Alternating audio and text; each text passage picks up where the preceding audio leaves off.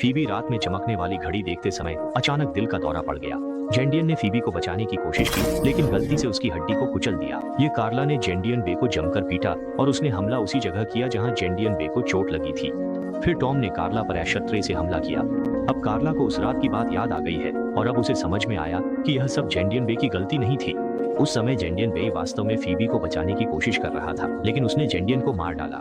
बेगुओं ने कार्ला से पूछा, वह आदमी जो सिर पर टोपी पहने था वह आखिर कौन था और कार्ला की बांह पर चोट कैसे लगी। लेकिन कार्ला को अब भी याद नहीं आ रहा कि उन 2 महीनों में क्या हुआ था। इसके बाद महिला पुलिस ने बेगुओं को बताया कि जंगल में मिली लाश वास्तव में फीबी की थी। तभी एक पुरुष पुलिस ने बेगुओं बताया उसने काले पोंटे का पता लगा लिया है और निगरानी फुटेज से टॉम की हत्या करने वाले 2 लोगों को ढूंढ लिया है। जब बेगुओं ने उन दोनों लोगों को पाया तो लंबे बालों वाला आदमी बेगुओं देखते ही भागने लगा। उसने बेगुओं पर हमला करने के लिए पिस्तौल निकाली। इस पर महिला पुलिस ने सीधे लंबे बालों वाले आदमी को गोली मार दी। इसके बाद दूसरे आदमी को पूछताछ के लिए पुलिस स्टेशन ले जाया गया। आदमी ने कहा कि टॉम की हत्या लंबे बालों वाले आदमी ने की थी। पुलिस टॉम पर नजर थी, अवैध सामान बेचते थे, टॉम को मारकर चुप कराना चाहते थे। इसके बाद बेगुओं ने 5 साल से गायब मार्टी को ढूंढ निकाला। मार्टी ने कहा टॉम लगातार संपर्क में था। टॉम उसी रात से अवैध सामान बेचना शुरू कर दिया था।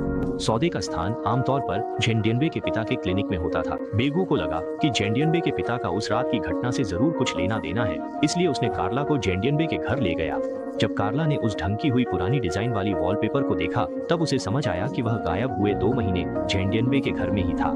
असल में उस रात जब फोएबी के साथ घटना हुई तो जेंडियनबे ने अपने पिता को फोन करके बुलाया। पिता ने जेंडियनबे को घर जाने के लिए कहा और फिर उन्होंने और टॉम ने फोएबी को जंगल में दफना दिया। जेंडियनबे के पिता मूल रूप से कार्ला को मारना चाहते थे, लेकिन वह ऐसा करने में असमर्थ रहे, इसलिए उन्होंने कार्ला को घर ले आए। कार्ला को फोएबी और जेंडियनबे की बात बाहर न बताने देने के लिए वह हर दिन मुखौटा पहनकर कार्ला को दवा का इंजेक्शन देते थे। और इस बीच टॉम लगातार जेंडियनबे के पिता को ब्लैकमेल कर रहा था। 2 महीने बाद कार्ला उस रात की बात याद नहीं कर पा रही थी। तब जेंडियनबे के पिता ने कार्ला को सड़क के किनारे छोड़ दिया।